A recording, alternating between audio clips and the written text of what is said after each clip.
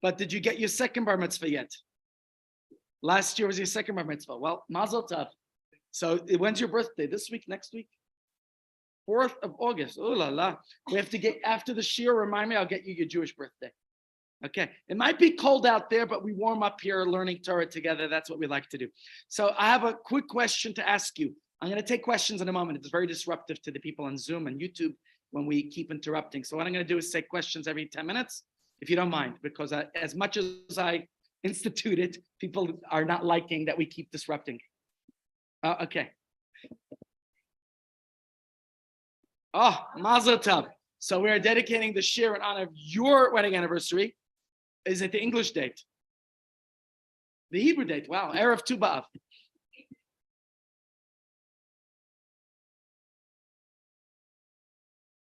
Even better. Okay, so ladies and gents, let's just try to do this. I see your hand when you raise it, and I will answer you. It's just, now it's the introduction here, that it's very disruptive. I want you to try it watching a YouTube and you see it. I really want questions and interaction, but I'm just going to try to keep it like every 10 minutes or so, maybe even every 5 minutes, but I'm not ignoring you if I see your hand up. It's just for the flow of the shiur and for all the other participants who don't get to be with us in person. All right.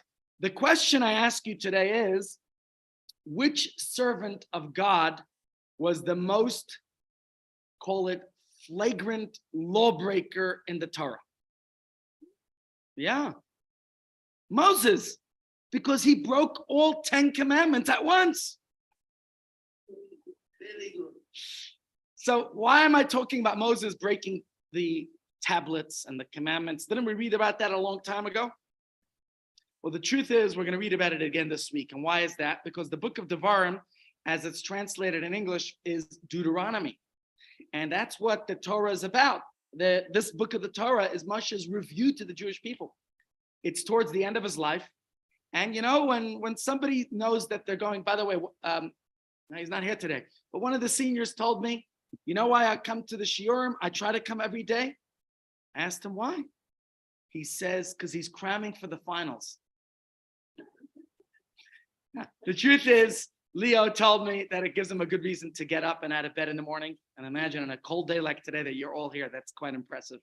But the idea is that as a person's advancing in their age, we try to, it's an opportunity. What happened to that question? I put, there we go. Tragedy at Mount Sinai. It's an opportunity to perhaps get off our chest what we want to tell people, but to do it gently and nicely. Moshe looks like he took a Dale Carnegie course because he's quite gentle with the Jewish people. He refers to different places by allusions, by hinting to them. But, you know, as Dale Carnegie says, don't criticize, condemn, or complain. Moshe tries not to. In fact, he when he reprimands the Jewish people, he tests to them a very basic Dale Carnegie rule. Remember when the spies came back, that was in last week's portion. He reminds them about the story of the spies. He says, you came back with your report, and then you said Ephes. What does Ephes mean? No. Ephes means but. But it's not the ordinary word use. You could say aval or ach, right? In fact, I have to give you another version that was in last week's parshas. I have to tell it to you now. He doesn't say aval, he doesn't say ach, he says Ephes. What does Ephes mean besides for but? We have Israelis joining us. Huh? Zero. When you say to somebody, you're amazing, I love you, you're kind, but what? You just negated, you just deleted everything else you said. Dale Carnegie, what does he say, Clive? Use the word and. And is a good connecting, better than but, because when you say but, you sort of negated everything else, you made it a zero. If you say and, I love you, you're kind, you're incredible, and I think it would be even more amazing if you blah, blah, blah. You see the difference? Subtle, but it makes a big difference. So one more insight into that is something we read in the Parsha last week when Moshe, while he's giving the review to the Jewish people, he starts off the Parsha in the first Aliyah. Remember, we got some very fundamental points in last week's Parsha. We have the 10 Commandments, right? We have the Shema. We have very many famous verses that we say. V'zot HaTorah, this is the Torah, which, by the way, it's fascinating. Every time we lift the Torah up, you know, our shul, we once had a guy who came, called him for Hagbah. He nearly dropped the Torah. You know what happens if you drop the Torah? You got to fast for 40 days. Imagine Tisha B'Av, 40 days, okay, not 25 hours, but from morning to night. Granted, I survived no eating for 6.5 days last month. I did, yeah, it's doable. Not so doable when there's a good, delicious lunch around, but it's doable if you stay away from food. Done it. But for 40 days, it's a tough one. So this guy, thank God we caught the Torah, put it back down. Anyways, I don't see him in shul for months and months. One day, I see him outside the mark, the gym there. And he tells me, Rabbi, I'm exercising every day. I say, you got to come back to shul. He says, no, I need a body workout. He said, it's time for you to get a soul workout. Finally, he comes back to shul. Anyways, we call him up to the Torah. He grabs that Torah. He did a hagba like you've never seen. Ha! Ha! Like, I mean, this guy, he lifted that Torah like you can't imagine. And the Gabbai turns to him and says, it was very nice, but we called you up for Shlishi. But what do we say when we lift the Torah up? That verse. This is the Torah that Moshe gave to the Jewish people according to the word of God. But what's the context it's in? Obviously, we're referring to the whole Torah. But if you look at the verse, the context of that, it's in the context of the Arei Miklat, the cities of refuge, which I'm going to get to in today's shir, hopefully, if I get to cover everything that I prepared. And the city of refuge was a physical city in Israel. There was a location, a geographic location in Israel. In fact, there were, I think, 9 of them, all over the land, different places. In fact, there was the cities of the Leviim, the cities where the priests, the Kohanim and the Leviim resided. And if a person, by mistake, committed manslaughter, how? The typical example that's given, I think, by the commentary, by Rashi is, person is felling his tree, takes a look, nobody's around, maybe even put up the yellow tape. You know, speaking about that yellow tape, you know, the do not cross. I have a friend, he arrived from Russia to America in 1993 and became my neighbor. So we were neighbors. I was 11, 12, I was probably 12 years old at the time when this happened. And with the Rebbe, this kid grew up in Russia and he knew there's a man in Brooklyn who cares for him. I mean, the Rebbe sent shluchim, emissaries to care for Russian Jewry, and Chabad had a presence throughout the Soviet era from beginning to end. I mean, my grandmother was 5 years old when communism started, and there was this core group of Chabad Hasidim who dedicated their lives to preserve Yiddishkeit as per the request of the previous Rebbe at the time. And throughout communism, these Jews stayed, and the Rebbe would send shluchim, emissaries, to visit them and to encourage them and to uplift them. And throughout communism, they were there. And this man, this young boy, a few years older than me, he knew that the Rebbe cared for him. And he arrived in America in 93, but unfortunately at that point, the Rebbe had suffered a terrible stroke, and the Rebbe was in the hospital then. It was Rebbe even 94. And he was in a hospital in Manhattan. And so we made up, we're gonna walk to that hospital, and to be there to say Tehillim, and you couldn't see the Rebbe, he was in a hospital room, but we wanted to say Tehillim there. So we went together, we made up to meet together in the morning at the corner, but in my good old, it's nothing new, I was a little bit late. And guess what? He left without me. But he went a different route than we had planned. He went through the Brooklyn Bridge. I was planning to go through the Williamsburg Bridge, if you know New York City a little bit, because you have to cross over the water to get into Manhattan. And he's walking on the Brooklyn Bridge, and all of a sudden, the guy starts running after him. He got scared. He doesn't know who's this guy chasing him. So he's running, and the guy's running faster. And luckily, the guy caught up to him because he was a few meters away from the end of the bridge. What happened? There was construction going on the bridge, on the walkway. And had he run any faster, it would have been like that Cape Town bridge to nowhere. You know, the bridge in Cape Town that goes to nowhere?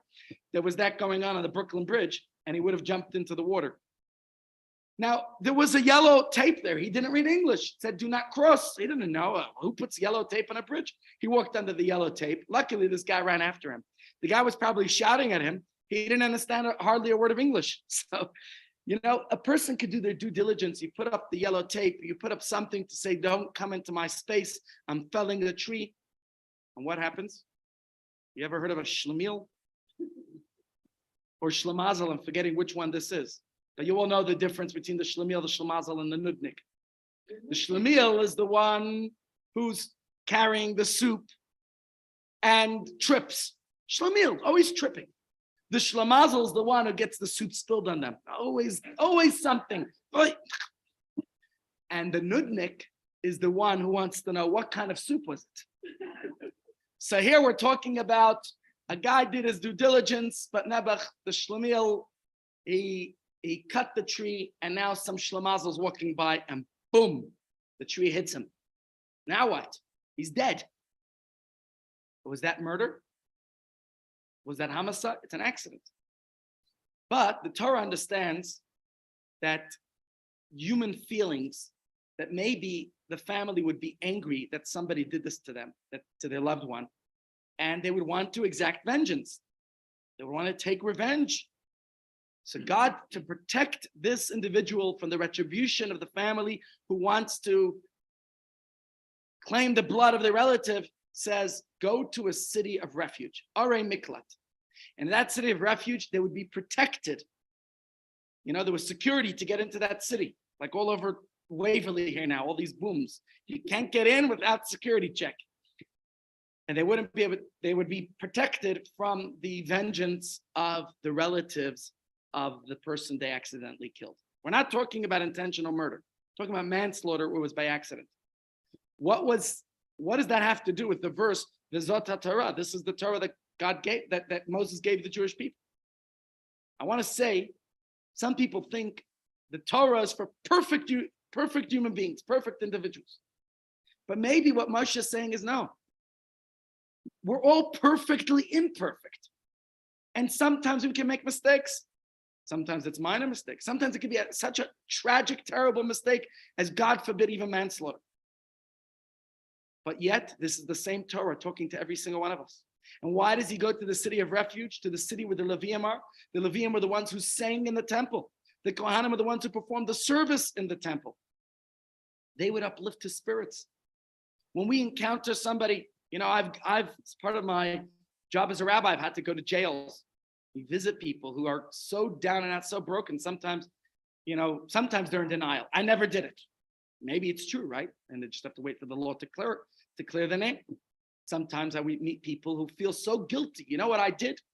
Think about Edna. Edna would go to jails, people who committed crimes. And what did you do there, Edna? Teach them to read. They're still human beings, even if they committed the crime. And it's not our job to decide who's innocent or guilty. Let the law deal with that. And I was talking to the warden in jail when I went there a few months ago to visit. Usually Rabbi Katz is the chaplain for the prisons, but I'm also a trained chaplain. So when Rabbi Katz was away, I went to visit some people who were in jail in Pretoria. And we're talking about people who are allegedly accused of murder and other terrible things and are waiting extradition back to Israel. Yet, we're talking with the warden, I said, as a rabbi, it's not my job to judge them. And you know, they say, don't judge me or don't judge someone else for sinning different than yourself. We all have our shortcomings, our failures. And the Torah talks to every one of us, regardless what our mistake might be. Even someone who made such a grave mistake as not being careful enough, or maybe being as careful as they could be, and accidentally they killed somebody. Talking about car accident, right? It's called an accident. It's not that somebody intentionally tried to hurt somebody else. That's why it's worse yet if one's on their phone or doing something else where it's negligence, reckless. So the Torah talks to every single one of us.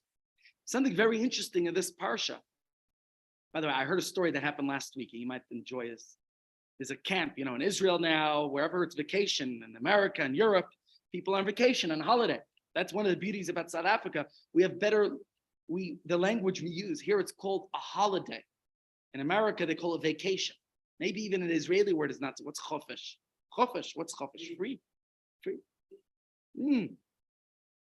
Holiday is better because holiday means every single day is holy. Even when you're at the beach, you could put in your AirPods and listen to a shir. You could be reading a book and uplifting it. A day that's empty, a day that's vacant, vacation, vacant. How could that be? How can we have a day that's devoid of meaning and purpose? Every day we have to grow, we have to learn, we have to study, we have to become better. So I think South Africa is better than the rest of the world where we say holiday. And not only that, in America and other, maybe even Israel, I don't know, what do they have after davening? You call it a kiddush. Yeah, we were talking last week about the cow. The cow was mooing. It wanted to go to Musaf so it could get to the bracha already. But I think about it. In America, it's just kiddush. Here it's a bracha. We make a blessing on everything. We bless each other. At least in our shul, we do that. We use the lunch, the bracha, to bless each other with good wishes. Anyways, there was a camp somewhere last week. I don't know if Israel or America, but after the third aliyah, a young man, 15-year-old kid gets an aliyah. There's a special way we do the Hagba. You lift the Torah once a year on Simchas Torah. You do it like, I don't know what you want to call it, but an unordinary way. You flip the Torah, you know what I'm talking about? At least with an Ashkenaz Torah. In our shul, we're learning from the Sephardic Torah now, so you can't really do it with the Sephardic one. And this 15-year-old boy does Hagba like that. And the rabbi, the director of the camp, was quite upset with him. He called him and says, "What are you doing? I'm making a mockery of the Torah. Today's not Simchas Torah. It's the week of Tisha B'Av." You know what I'm talking about? Where they do the Hagba crisscrossed. But that's only done on Simchas Torah. So the director of the camp, who was a rabbi, gave this kid a shtickle mapala. How dare you do that? And everybody was talking about it. Look at this kid. He's a clown. He's making a whole. So the kid said to the rabbi, "Look, I want you to know, the person who got the aliyah before me, another 15-year-old boy, he had a stutter and he couldn't say the blessings properly. So I knew that if the people, teenagers, they make fun of each other, they do things, but a stutter is not something to be making fun of somebody for." And I felt really bad that they should make fun of him. So I figured, let me do something. I was called up for Hagba, that they should make fun of me instead. I could handle it. I got thick skin. So he did this crisscross Hagba. And the rabbi released that story and said, sometimes we're judgmental of others. Sometimes we assume the kid's just trying to be a clown. But we realize there's something deeper to it. And don't jump to that judgment. Our parsha this week starts off, V'haya ekev tishma'un. It will be if you will listen to the commands of God. V'asisa masam, you'll do them. And the commentaries ask, why doesn't it start off if you will obey, you'll observe? Why does it say you will listen? I'm sure there's different answers. But one of the most important things about our Judaism is we have to listen to each other. We look at the greatest leader, Moshe Rabbeinu, who broke all the laws. Moshe had a stutter. Moshe wasn't the most eloquent speaker, yet he was the greatest orator, teacher, communicator. Because maybe the Torah is teaching us more important than being able to speak. Even a person with a stutter can communicate because they have two ears and one mouth, to realize the importance of listening more than we speak. When my son was littler, I hope he didn't learn my ways now, but when he was younger, my eldest, I remember we were once sitting and talking, I'm on my phone, and he says, "Daddy, you're not listening." I said, "Of course I'm listening." So you're not listening with your eyes. Communication, listening has to be where you're fully engaged and involved in the experience. So back to an interesting word to last week's Parsha. And I'll tell you where I heard this. I heard this in Kazakhstan. What was I doing in Kazakhstan? 5 years ago, we had a visitor who came to our house for Shabbos, called us up 2 weeks before, said, "I'm coming from Miami and I'm coming with my family. We're going to be on our way from Kazakhstan. We're going on a summer vacation. We're going to go from Kazakhstan to Johannesburg. We want to go on a safari. Can we have a Shabbos meal with you because you're located in Santon?" That's where our shul is, Santon Central. In fact, we opened our shul during the World Cup so that visitors coming here for the World Cup games don't have to walk 45 minutes to Santon shul or 30 minutes to Chabad of Strathaven or any other shuls, in unfamiliar territory. We wound up opening the shul for the World Cup, and we're still there 13 years later. Remember 13 years ago, the World Cup? Brought a lot of visitors to Joburg. Back then, the economy was a little bit stronger. How many ran $10 back in the World Cup? Anyone remember? 6, 7, something like that. Now it's more like 17, 18, 19. Anyways, this fellow came to join us for the World Cup. Sorry, not for the World Cup, for Shabbos a couple of years ago, 5 years ago. And he says, he said, "I want to give you $500 donation for the meal," because they're a family of I think there were 9 kids plus 2 parents, so a family of 11. He says, "I want to make a donation to your shul. Will $500 suffice?" I think $500. Wow. I invited everyone I knew in our community to come join us for Friday night dinner. We had it catered. RTG brought some nice whiskey and wine. It was a nice meal. But Friday night, half hour before Shabbos, he calls me up. He says, "We just arrived at our hotel at the Michelangelo. We're exhausted and our luggage is lost from Kazakhstan. Can you bring all the food to the hotel?" I said to him, Avi was his name. I said, "Avi, the table's set. The food is ready. We're getting ready for candlelighting. I'm about to leave to shul. You want me to go?" I said, "It's impossible. I can't bring the food to the hotel. Come to the house." He says, "We're not dressed with Shabbos clothing. Shabbos comes regardless where we are and who we're with. You're honoring the day of Shabbos. It's not about what company you're with. Even during COVID, we dressed in Shabbos clothing, even though we weren't going to shul.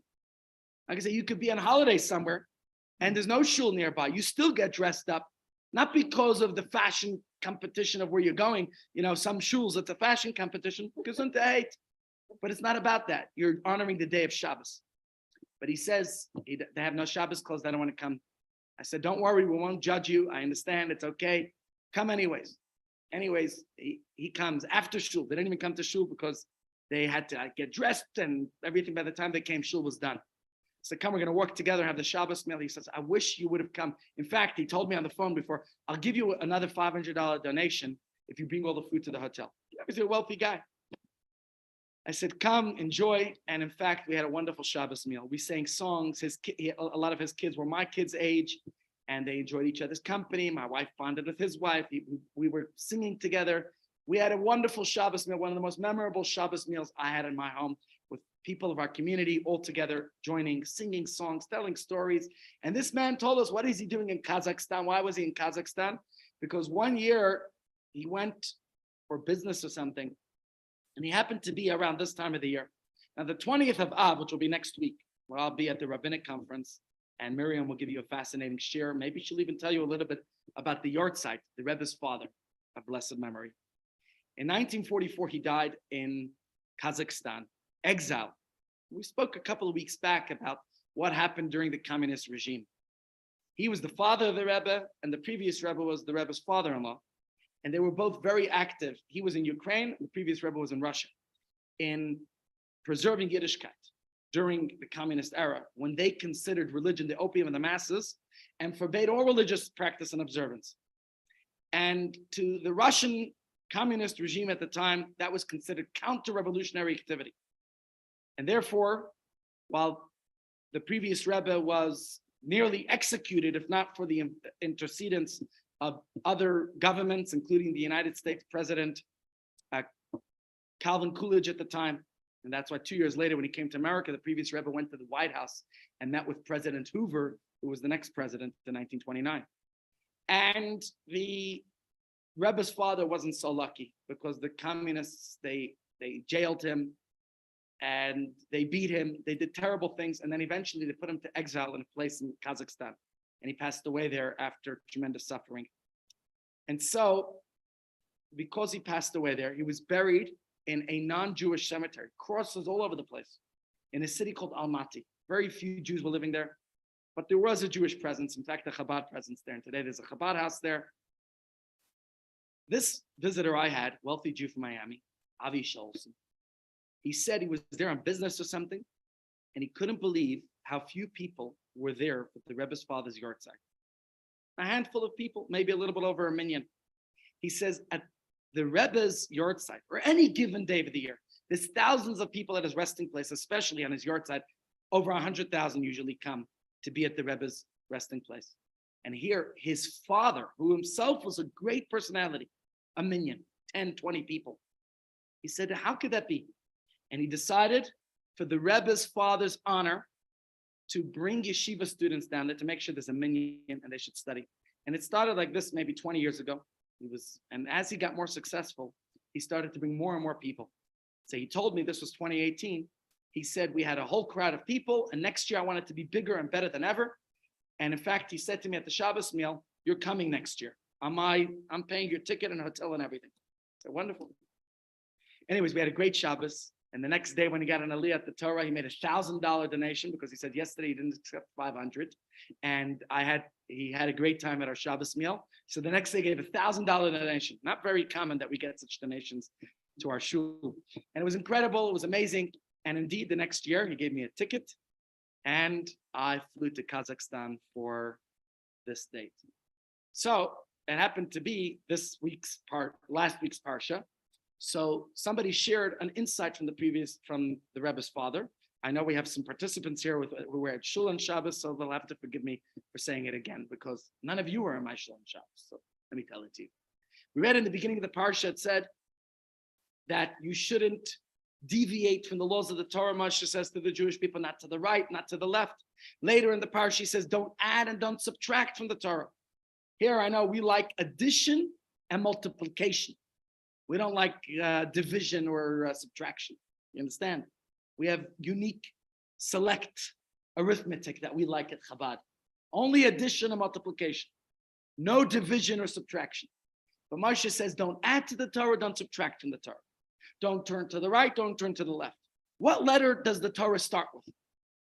What letter does the Torah start with? The very first word of the Torah is Bereshit. What letter is it? Bet. Okay, good. What's the very last letter of the Torah, which hopefully we'll get to in today's shir? We might have to postpone it to tomorrow's shir. What's the last letter of the Torah? Le'nei kol Yisrael Lamed. So it starts with a Beis and ends with a Lamed. And what do we do right when we finish the Torah? We go right back. Oh, we do Hagba, we lift it, and then we start the Torah from scratch again. So you have the Beis and Lamed, which spells Baal, don't. But you also have the Lamed and the Beis, which spells Lev, which is the heart of the Torah. Said Rabbi Levi Yitzchak Schneerson as follows. He says, if you turn to the right of the Beis, the first letter, what word do you get? What letter do you get? No, to the right of it. Aleph. What happens if you turn to the left of the Beis? What letter do you get? Sorry, we're going to get back to that. If you turn to the left of the Lamed, I'm confusing you. Right of the Beis is what? Aleph. Right of the Lamed is? Right of the Lamed. Chaf. What word does that spell? Aleph and Chaf. Ach. What does ach mean? But. We got another word for but now. Okay. Aval, ach, but. I love the whole Torah, but this law doesn't. Kosher is not so nice for me. So subtract the Shabbos, not so convenient. Subtract that one too. You know what happens when you take the whole Torah and you start subtracting? I ever told you the story about my friend who bought a suit for Shabbos? It's one of those stories I repeated more than enough times. Buys a nice suit for Shabbos. Stutterford was going machula. Remember when Stutterford was going out of business? You were able to get some really nice brand suits that cost, an arm and a leg elsewhere. But here was Stutterford sale. So he went and got a really nice Stutterford suit. He comes home and he asks his wife, how do you like the suit on me? Suits me, matimli. She says, it's very nice, but the pants are very long. He says, I know. Darling, can you do something for me about it? So he measures it. It's only about 3 inches that needs to be cut. She says, I would love to, but it's Shabbos tomorrow. I got to cook the food. We have a lot of guests coming, a lot of preparation. He asks his daughter. She has a story too. She's going to her matric prom or whatever. And each one has another story why they can't help. So, okay, I won't have the suit for Shabbos. And he goes to bed, a suit, but he just can't fall asleep. That suit, I bought a suit for Shabbos. I want to wear the suit for Shabbos. So he decides he's going to do it himself. And he takes his pants and he goes into the kitchen and he takes out a knife that his wife usually cuts the chicken with. But so what's 3 inches? The way we men do things. He cuts it. All right. Now he goes to sleep. Now he gets schluff. He's having a sound sleep. His wife finishes cooking for Shabbos and all. She says, my darling husband, he's such a sweet guy. He didn't even give me a hard time. Let me take care of it for him. And she takes it and she goes to the sewing machine and she measures 3 inches. She makes him a nice, beautiful cuff or a hem or whatever it is. And the daughter comes back from the prom and you know what she says? I need something from daddy next week. I better do something for him, right? And the next kid, each one, it cuts off a few more inches. In the morning, he's very excited to see his suit, but when he puts on the trousers, he goes swimming in there, right? So the same thing we have to know, if we start cutting a little bit of our Judaism here and cutting a little bit there, what are we left with? Nothing, right? It doesn't resemble original Judaism. We can't reform and recut and reconstitute and change, you know what I'm saying? Okay. That's to the right of the Beis and the Lamed. Let's go to the left of it. What's the letter to the left of the Beis? Gimel. What's the letter to the left of the Lamed? Mem. What does that spell? Gimel or Mem? Gam. What does Gam mean? Also, yeah, I love Judaism. I love Shabbos on Saturday. It's wonderful. But I also want to make Shabbos on Tuesday. Wouldn't it be nice to get 2 days a week off work?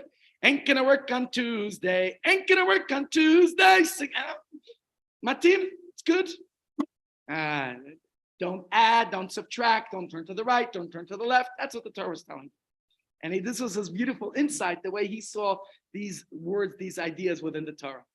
Yet we find something very interesting in this week's parsha of Akev. Akev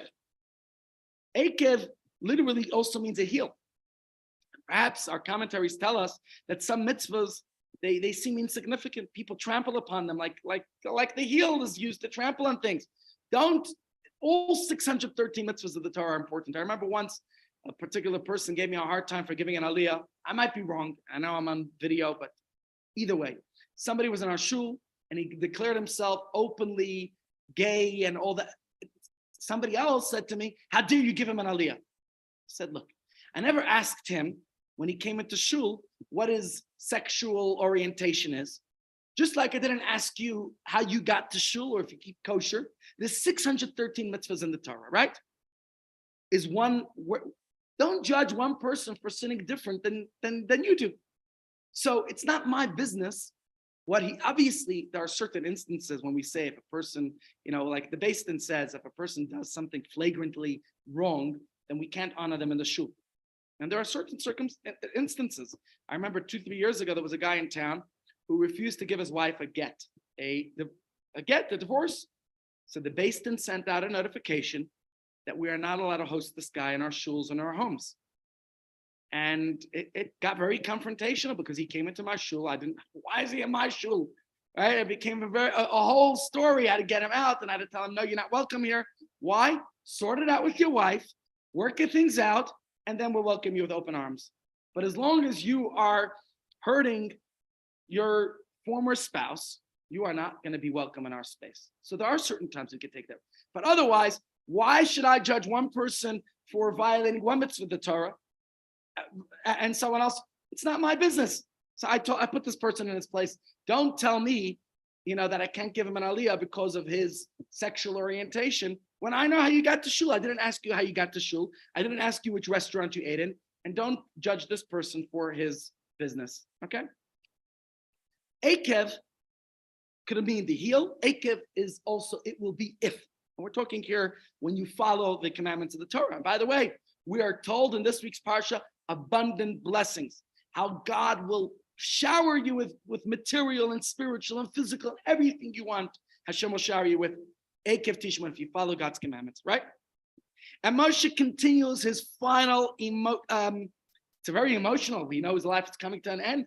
This monologue, sort of, he's giving the people a talk and he's telling them what the blessings and later it'll even be the curses we'll see in a few weeks' time. And the people he's addressing are really from a new generation because the old generation was dying out. So Moshe is recounting to them, he's telling them about all the different events that occurred in their journey or their parents' journey. Because remember, anybody between ages 20 and 60, they died. They were buried. So maybe some of these people were very old and he had to remind them. He was like giving them Cynthia's class, memory class. And the youngsters, they were too young to remember what happened throughout the journey, right? Those who were 20 at the time and lucky to be going in the land, now they're already 60. And those who weren't even born yet, this is 40 years ago. They weren't around when the Jews committed the act of, call it infidelity, where they betrayed God with worshiping the golden calf, right? So Moshe is talking to all of them and he's reminding them about these events. In fact, when he calls this location, he calls it Dizahav. What does Dizahav mean? Place of abundant gold. There was no place previously in the Torah that was called abundant gold. And I read different commentaries. One of them says, he wasn't just telling the Jews, remember that place where you took all your gold and misused it to worship the golden calf? One of the commentaries says, maybe he was telling God, you gave them too much gold. Sometimes when we have, before the Holocaust, we were killed. Judaism was, or the Holocaust itself was think about how many Jews were murdered during the Holocaust and pogroms and the terrible tragedies that happened. But we haven't regrown too much since then. Now it's from abundant love of the nations where we assimilate and we lose our connection to our Judaism. So we have to understand that the blessing of wealth could sometimes also be a curse, right? That's what Moshe is saying to God. Think about certain families and please God, we should all be wealthy and it shouldn't be a curse. You know the story about Mrs. Plotnick. Mrs. Plotnick, it goes back to the record I listened to as a kid. Mrs. Plotnick is sitting on an airplane and the lady sitting next to her says, wow, look at that diamond ring you got there. Look, it's sparkling, it's shining. That must be like an 800 carat diamond. And look at she says, yeah, it's wonderful to have this, but it comes with a curse. Really? What's the curse? Mr. Plotnik. Gold, wealth, it's a blessing. But don't let it become a curse where the kids start fighting over the money and all the other things that comes with it. Then it's a problem. So they're coming to the land of Israel. And in the course of his speech in our parsha this week, Moshe recounts the story of that sin of the golden calf. And he describes to them how he was compelled to smash the tablets as he descended from the mountain. Let's look at the verse inside. First text. I don't know what I'm going to do because we're nearing time for lunch. I'll have to only do a few of the texts today. Maybe we'll continue tomorrow and postpone our Tu B'Av Shir to Wednesday. Anyways, let's read the words in the verse. Moshe says to the Jewish people, Zechora tishkach, remember, do not forget, Asher iktzavta Hashem lekech b'midbar, how you angered Hashem your God in the desert. Lemin hayom asher yatzasem, it's a term from the day that you left Egypt, ad barachem and makam hazeh, until you've come to this place. Mamri mayisim Hashem, you've been rebelling against God. And Moshe is giving the Jewish people a shtick of mapala here. Should we read the verse inside? Let's just read it quickly. And he says, at Chorev, you angered Hashem. God was incensed with you to destroy you. And he continues, when I ascended the mountain to receive the stone tablets, the tablets of the covenant that Hashem made with you. I remained on the mountain for 40 days and 40 nights. Lechem lo achalti, I ate no bread. Mayim lo shasiti, I didn't drink any water.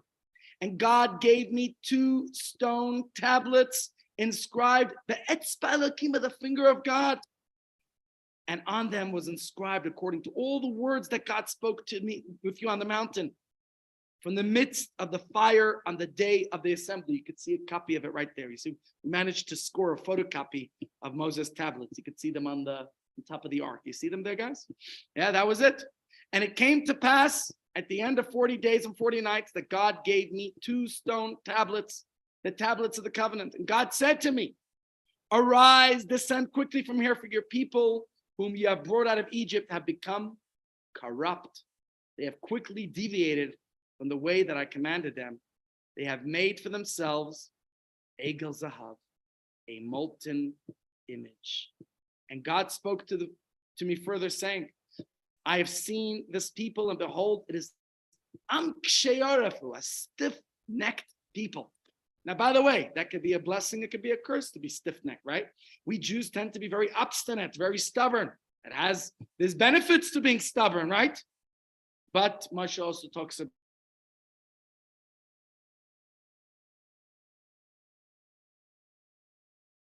unfortunately, that stubbornness could sometimes come to haunt.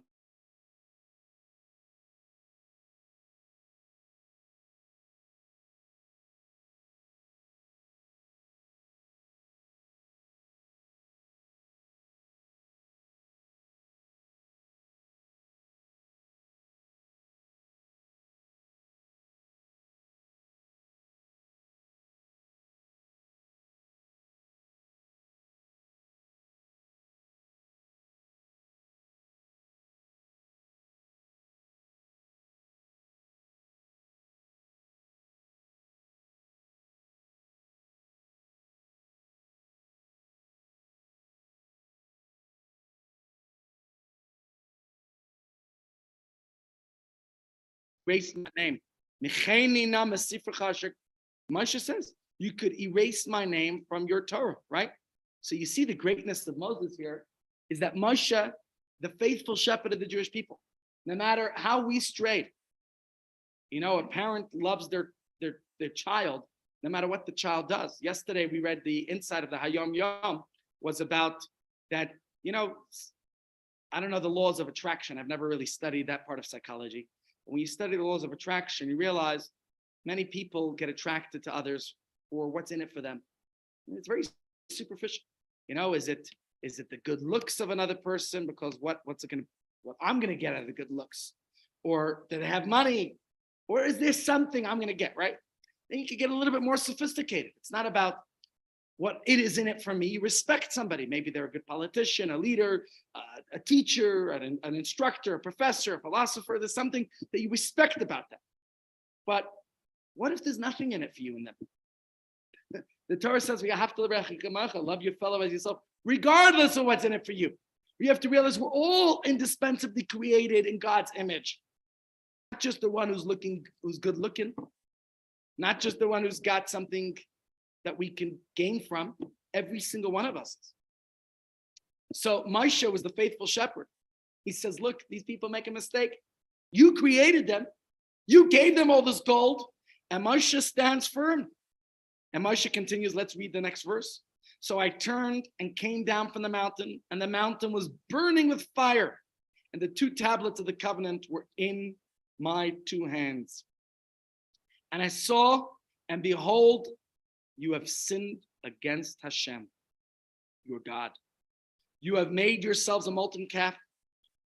You have deviated quickly from the way that God has commanded you. So I grasped the 2 tablets. In fact, the commentaries talk about this. What does it mean he grasped the 2 tablets? But why did he have to grasp them? Wasn't he holding them already? If they were in his hands, why did he have to grasp them? Doesn't it seem redundant? He already said. And I read a beautiful commentary yesterday that said that actually the tablets were carrying him, right? They were like sort of floating. They were with him there, and he didn't have to hold them. They were holding him. He was so afloat with them, but he had to grasp them now. He had to hold on to them. And then he says, I cast them out of my 2 hands. I should have bolded those last letters. And I shattered them before your eyes. And the basic question I have for you, again, this is not I didn't make this stuff up. I'm good at making some stuff up, but not this stuff. Now, this is from my teacher, Rabbi Jacobson. There's a beautiful, beautiful insight, but we're not going to have enough time to cover it all today. But the question he's going to ask is, what doesn't it seem superfluous, redundant to say, I broke them, I shattered them before your eyes? Where else is he supposed to shatter them? Was it not before your eyes? Of course you saw it. What's he emphasizing? That's what we want to talk about. Moshe is describing this painful episode of the sin of the golden calf, an act of betrayal, of infidelity against God, and his own subsequent reaction, how he behaved to witness the people sinning like this, what he did. And when you look at these verses on a basic level, it appears that Moshe, why did he drop these tablets? The commentaries say he wanted to shock the people to their senses. He needed to do something dramatic and drastic. Sometimes parents shout. I read, there's a Nachmanides, Ramban, has a beautiful Igeret Ramban. Anyone ever read it? So one of the powerful words he says there, I have to remember, I know it because of the song. He says, Shma beni musar avicha, listen, my child, to this musar, this, how would you say musar, this reprimand from your father, or this teaching, this tradition, the alti tosh torati mecha, and do not deviate from the teachings of your mother. The musar, the father usually talks more sternly than the mother. The mother's torati mecha, it's sweet. He said, titnaheg tamid, you should conduct yourself constantly. Ledaber kol dvarecha benachat, to speak all your words pleasantly. Lechol adam or lechol et, with every person and at all times. Uvezet tinatzel min hakas, this will save you, rescue you from anger. Kas, anger. Shehi midara, Nachmanides describes anger as one of the worst character traits one could have that could destroy a person. So when it talks in halacha about, are you allowed to shout at your children? Are you allowed to shout at your children? And I think it's Maimonides who says, I quoted the words now from Nachmanides, but Maimonides says, one should never get angry. In fact, getting angry is an act of idol worship. It's avodah zarah. Because you're thinking as if God has left the cockpit, as if God's not in control. So, but sometimes you have to pretend to be angry. Because, for example, if you want to discipline your children, you have to get them into that moment of, you have to shock their senses. You have to, like Moshe shattering the luchot here. The question is, was Moshe really angry? Then he would be worshiping idols, according to the Mishnah. So the sages say, no, he himself was still in control, but he needed to do this. He needed to behave as if he was really angered. So as long as you inside, deep inside, no, I realize God's in control and everything is for a purpose and for a reason, but Moshe shattered the tablets in order to shock the people to the senses or to express that anger and sorrow. But regardless of Moshe's motive, it is clear that breaking the tablets was also a tragedy themselves. In the simple sense, you're talking about the work of God that he's describing here, that God, be'etzba Elokim, that these God-given tablets being destroyed, that's tragic, right? Pardon? The letters flew up. You reminded me of something I read in a story in the Gemara we read on Tisha B'Av. You know, did you read the Kinos on Tisha B'Av morning? After Shacharit, we read Kinos, various lamentations, eulogies that remind us of various tragic events that happened throughout our history. And one of them is about the great sage Rabbi Hanani ben Tradion. You heard of him? He was one of the Asara Harugei Malchut, the 10 martyrs who the Romans murdered publicly. They took him and his wife. They caught him teaching Torah, which they forbade the study of Torah. So he committed a double crime. Not only was he studying it, he was teaching it to students. And in front of his students, they wrapped the rabbi and his wife in the scroll from the scroll he was teaching them. And they threw kerosene gas onto it. And what did they do? They lit it afire. So now it was like a very slow burning them to death. I don't know what you call it. There must be a name for this type of murder, of torture. And while they were burning, they were still conscious at the beginning. The students said, "Whoa, what's like?" They were crying. And Rabbi Hanani ben Tradion said to his students, "I see the scroll, the parchment is being burned, but the letters are flying to heaven." What was he saying to them? Something that I think Tisha B'Av reminds us of as well, is that while the physical bricks and mortar, the building of the temple is destroyed, but the spirit of it continues to endure. And I say the same thing when, God forbid, we lose a loved one, that it's only the physical body that's no longer with us, but the soul continues to live forever. And that's what Rabbi Hanani ben Tradion was describing. So Tzipora is pointing at the commentaries say, it's not explicitly in the Torah, but the commentaries say that it was only the tablets shattered, but the letters flew up to heaven. Either way, it's still tragic because those tablets. Now, tomorrow, please God, we're going to get to how the month of Elul, we spoke about the cities of refuge, how Elul is a month of refuge, and how this story is within the acronym of the name Elul, which, by the way, is just 2 weeks away, which means that Rosh Hashanah is only 6 weeks away. Sorry to remind you that. New year upon us very soon, okay? So we got a new year, Rosh Hashanah coming up. But ladies and gents, I think what we need to do now is, I see Dr. Stern just joined us here, which means he's going to be ready to give his talk in about 20 minutes. So I'm going to say, we're going to pause right here, and we're going to remain with this question to discuss tomorrow, please God, is the tragedy at Mount Sinai. Was it the tragedy indeed? Or can we find, I mean, of course it was tragic, but let's look for the good that comes in it. And maybe Dr. Stern, when you talk to us in a moment, in that 25 minutes after lunch, you could tell us about irritable bowel syndrome and tell us maybe there's some positive indications when a person experiences symptoms that are undesirable, contraindicated. So maybe we can learn something from our contraindications, because when you feel some pain in your body, it's your body telling you something. So come back here at 12 o'clock, ladies and gents, for Dr. Stern and his talk on irritable bowel syndrome and its implications. Enjoy lunch, ladies and gents. We'll be right back. Advanced advertising.